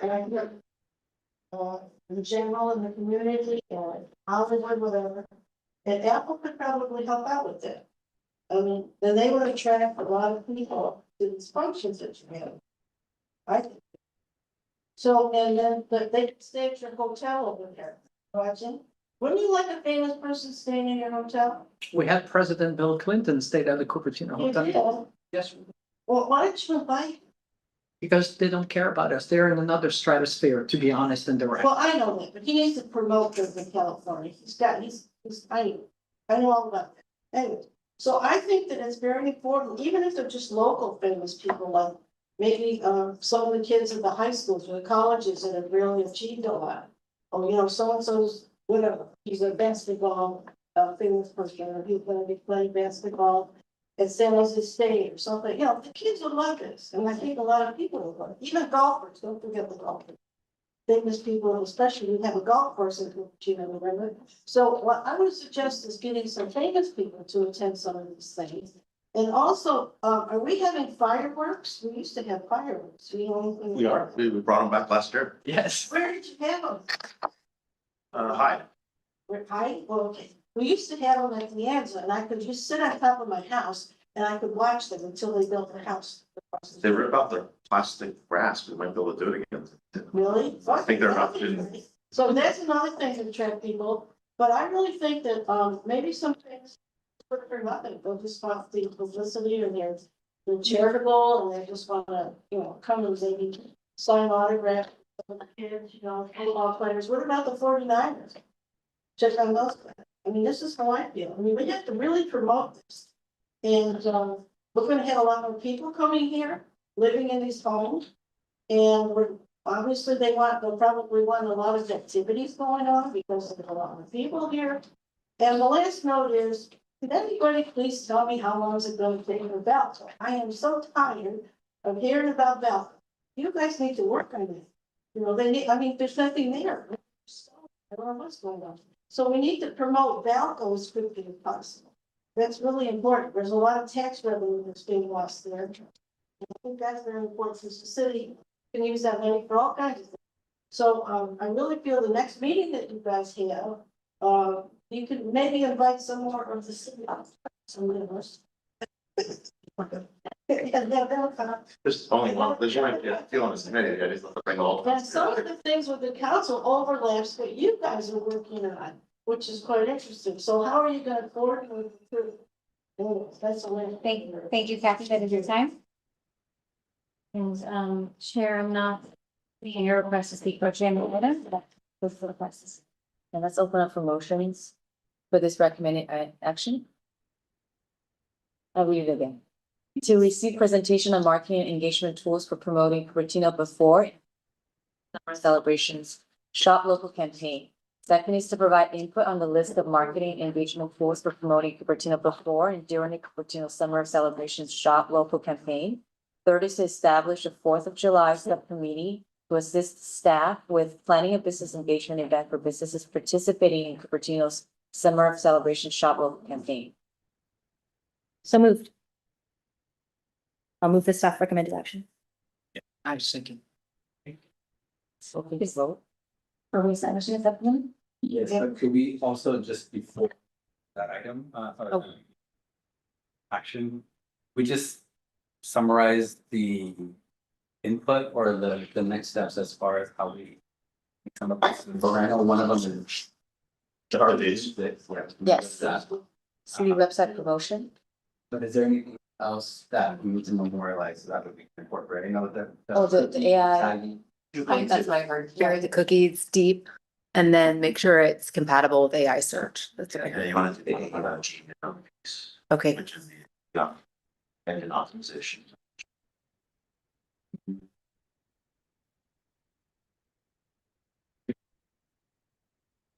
Is I that think accurate? that is what I, that's all I want. Yeah, and then we could also look at the other comment, what about? It might be interesting if the Historical Society, which I really don't know what they do, but in the sense, I do tend to do. It would be very interesting if the Historical Society put a list together of famous people from Cupertino. We have that available. Yeah. We can read. You might know about that, and that might be to the point of elevating those individuals. So, But again, I just want to emphasize there might be interesting people. Are they famous? Not sure. And the only famous person is no longer with us. So, but he didn't live here, he lived in politics. yeah, no, I'm trying. I think he knows more people. He's not famous people. He probably get one. Okay. And she would open up to vote. We need to establish a subcommittee before. Oh, that's right. Officially vote on all of the actions. Anyone interested in becoming a member of the subcommittee? 4th of July. We need one. I guess so. I know, Oh, sorry. I'm all 3 of them, but I mean, I gotta be honest. I mean, I'm sure Councilmember Wong, if he knows more people than I do as far as Apple left and right for sponsorship and money wise, so I don't know. I don't want to piggyback on others, but we all have names on our Rolodex. Again, Councilmember Wong, if you want me to be on it, great. If you know them and you want to contact them, great. No, I was like, I can't. No, me neither, but again, I would like to be part of it without having to be officially part of it, but I'll be part of it, whatever that means. Okay, so Wow, about. I can join. Oh, I think we have committee calls for short numbers actually. There you go. So we have 2 committee members so far. Is that how many people were you looking? Daniel, you should be part of it. Oh, I'm all part of it. Just tell me when the meeting is, but I'm out of it. No, but I think we have a big, huge opportunity here. And again, we're talking stage DJs, presentation opportunities and all of that. Money wise, as far as getting from left and right companies. So yeah, it's interesting and it's worth. But you know what, it would be nice also, Councilmember wants to have a letter from you or the council in officializing the steps that we're trying to do so that companies that we're reaching out feel the trust and understanding behind it, and that would give us the munition to approach I'm everybody. happy to help. Just to clarify, the subcommittee is to assist with planning a business engagement event for participating businesses in the campaign. That will happen around the July 4th. Yes. And sorry, through the chair to confirm, this event would happen before June 13th then? No, it should happen during the campaign timeframe. So we can. Okay. as a- Oh, it's, Or businesses during. okay, understood. Do we want 3? Yeah. Can we do 2? Oh, was there a third? But I know at the One last unofficial. we had some members were not present that were also given the opportunity to participate if they accepted. That could be something done today, because I think we have 2 members that are not at this meeting, so if there's a desire for that, that could also be done as well.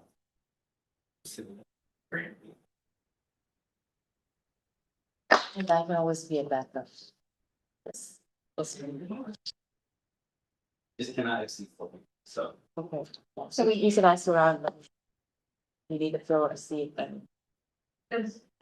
Chair, we have to vote to select as subcommittee members with this action today. Got it. So we we're good could- with 2 people now. If the committee is okay with 2 members? Or if you want, Well, we said we're having 2 right now, but we're extending the opportunity for other members who are not present today to sign up for it. okay, so that'll be part of the motion then, and then we can reach out, Dana will reach out to those 2 members. Correct. Okay, Correct. as long as that's consensus. Yes. Vote. Okay, perfect. Super long.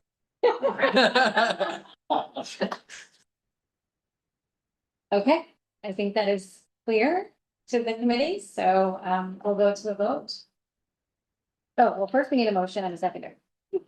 All the motion, we just mentioned it. Yes. So I don't And a want to a repeat seconder. it. So who's gonna, I'll make the motion. I'll second that. Yeah.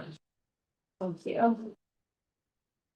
Okay, committee member Bono, Aye. committee member Carter. Aye.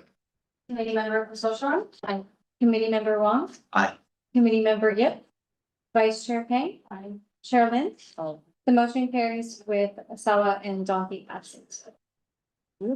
And just checking one more time on time, it's 2:45, we're ready to continue. On the last subject, which is to review and approve, I'm still sharing my the screen. review and approval of the Economic Development Committee 2026 work plan for a list of potential topics for discussion at the committee meetings. Anything to pull up? Yes, we have a presentation. This item discussed by the committee at its first meeting, which I believe was in November 2025. There was feedback provided at the meeting, and today I wanted to bring it back for the committee to look at least a proposed work plan based on your feedback. If the proposed work plan looks great for the committee, that will be approved today, and also be amended at a future meeting, which will be items on the agenda. So that way there could be a work plan that's established. If not, we can come back at the next meeting in May, and look at a revised work plan at that meeting. But I just wanted to make sure this item happened and that the opportunity for this. So with that, you wanted to sort of. Right.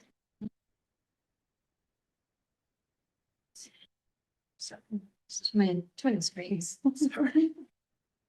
And while that's getting pulled up, so. Kind of read off that here, the proposed work plan, so at the November meeting, there were. Different topic areas that were provided. That's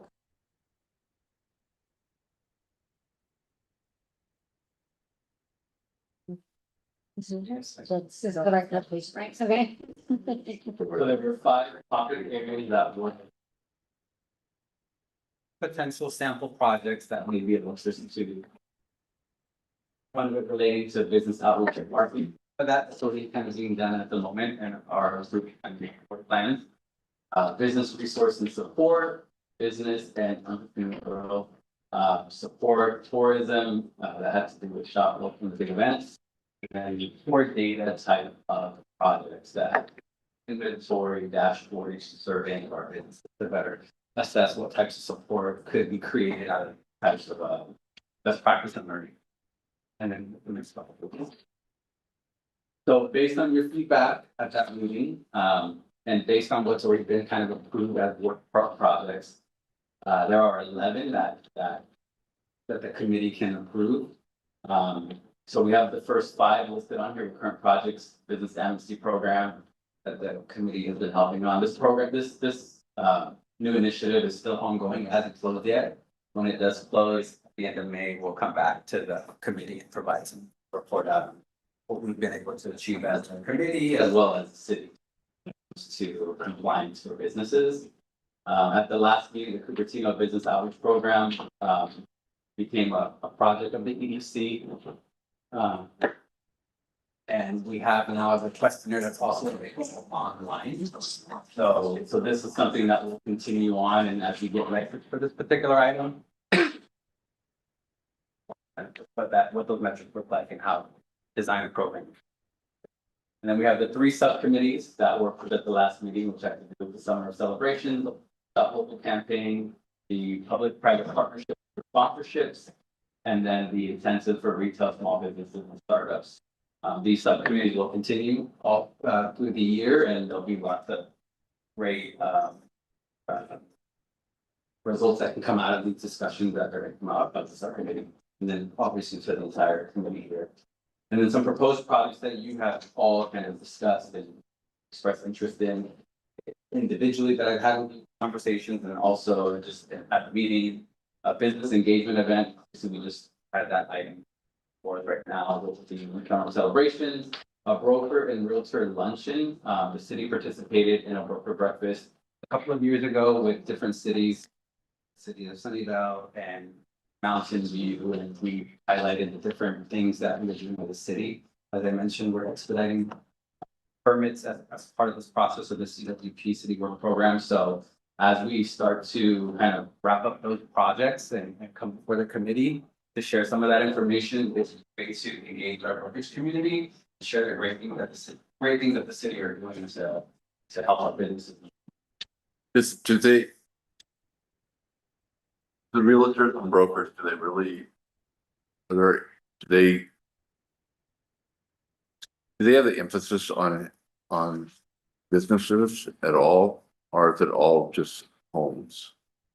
That community really does care about what's happening in the city because they are interfacing directly with property owners and businesses specifically. So if they have a clear understanding of how, and I know a lot of you here experience with this, so please jump in on that, but that information is critical for them because it helps with site selection, for example, and attracting businesses and retaining businesses. So we always at the city want to make sure we're conveying all the great things that we're doing to make this a great place for businesses to. Yeah, because it's not just selling a house, you're selling a community.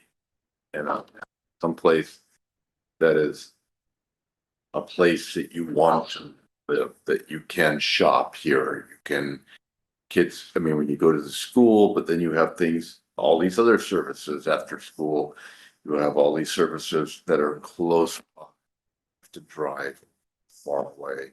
And I don't know if that, I mean, having her for a very long time and seeing the different realtor rabid realtors coming by my house trying to sell and get us to sell and whatever, just in order to get that commission, as opposed to looking at, this is where we live. Yeah, I don't think it's necessarily focused on how to share. Oh, no worries, yeah, because we're focusing more on the commercial spaces.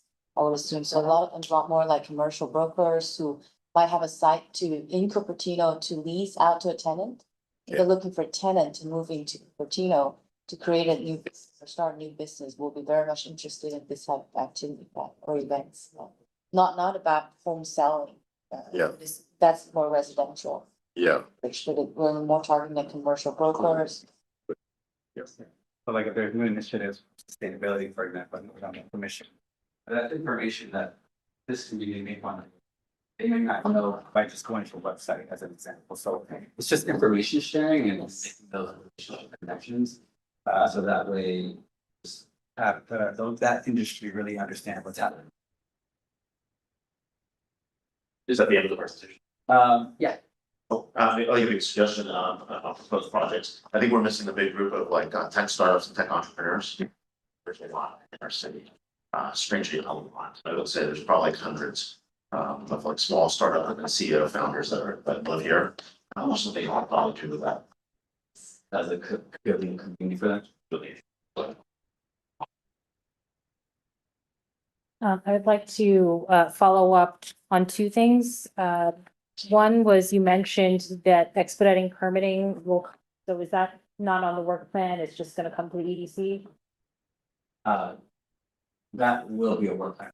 That EDC will participate in. It's not included in that. That's something I can bring back. Okay, great. I would also, I'm sorry, go on. Yeah. Okay. I would love to propose, and maybe this, if people disagree, they're welcome to chime in. What was discussed earlier discussion around retail nodes in zoning. Or protected retail zones. I think that would be a relatively like low, not a super high resource effort, you know, but something that pulled together relatively quickly.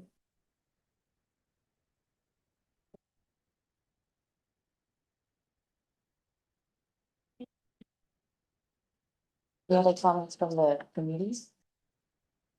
And actually, just to clarify too, that would be there would also be liaising with like the planning commission, et cetera, as part of that, or are you seeing that as a separate? Legal staff.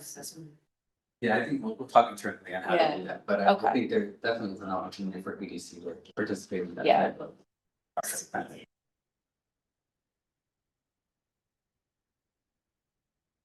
So it sounds like we're good with all comments from the committee. Yeah, through the chair, I move to approve the draft economic development committee 2026 work plan. Should we all? We need to open up for public comments. Yeah, public comments. All right. Are there any members of the public wishing to speak on the 2026 work plan list? Okay. I don't think we even touched the service vegetables while with what's done in the cities. And, I'm the whole thing like that, you know, sitting on the council. Okay, right, you take back whatever happens here back to the council, right? Make it look right to it. I would like to see more done with the company, the commercial end and the residential end. We have to separate the two, we have to protect residences. I live in I live one story. Better Cupertino scared the hell out of me with a picture that they generated on the other side where the Apple is. I live right next door to Apple's R&D facility for years. And they put this fake building up that was like 4 stories up. And they said, Kathy, if you don't do something, they're gonna build this. And that's on Banley Drive. And I'll go down Banley Drive, it's all smaller, commercial type buildings, okay, and that. Their RV facility, and nobody knows about it, but I do, and they've got everything boarded up, you can't even look in there. And I complained about that years ago, there's something you don't even know about this. But what I'm getting at here is we have to protect the residents, the people that live in these homes. I've got 2 major homes being built, you should see this one home off of right around the corner from me. It looks like 3 apartments, I mean, it's just huge, and they're massive, there's not any control here. On how big these buildings are. And the same thing with a commercial building. You're saying it's small business, well, what if? You know, they could also build a 2-story business or whatever, I'm just saying. Could be another hotel, excuse me, down there. But what I'm getting at here, something has to be, controls have to be implemented. There has to be, the zoning, you wanna change all these zoning rules. That's not fair to us. It's not fair to the city, people, residential people that, you know, a family, it's not fair, okay, and I think that we're not being considered. I came to this meeting and I'm just one person, where was everybody else? I went to another workshop the city had, where was everybody else? You're not encouraging people to come to these meetings, and that's really important, this is their city. Okay, you need to help these people to say, look, you know, come to the meeting, we're gonna discuss all these things. Okay, they're very important, especially now that you're new, you're gonna bring in all these new things, okay? It's really important that these people come. And then if there's a problem, Rich on the committee here, he can take it back to the city council, and they should be working on this building problem. We're losing restaurants, buildings are vacant. There's no limit on how long a person can vacate that property and just leave it there as a blight. There's so many properties that are a blight on our community and nothing's being done. This makes me ill, makes me sick, and makes me ill, okay? I'm just one person. But everybody, you have to know that they've given up on the city. Thank you, Kathy, that is your time. And the chair, not seeing any requests to speak virtually, so that concludes the request to speak on this item. Thank you, and we'll, I move to approve the draft economic development committee 2026 work plan. second. Whoever said it. I have a question. If I would like to add an item, does that need to be approved by the subcommittee, around the zoning? Or does that just, I don't know. Friendly amendment. Yeah, Okay. but maybe I can come back the next meeting with something that will make sense after talking to and staff to include something like that. Is that okay? Yeah, an amendment, approve and bring it back. Yeah, and this is just a draft. It's just the. So we can always add on things. Okay. And what we can do also at the next meeting is establish subcommittees, just to approve plans, so that way we keep going and then also make that amendment, if that's okay with you. Fastest way to get something to not integrated. Yes. Just don't forget it. I would recommend this is just a draft and this conversation is for discussion to amend or approve or add on to the draft, so. Or to send any other suggestions to Yes. you, so that to the chair, so you can get something done. And I see here, I have in my notes here three particular things, the tech. Startup and community building aspect, streamlining permitting to add in there. And something about zoning retail preservation with the nodes. Definitely. Protected retail, that's correct.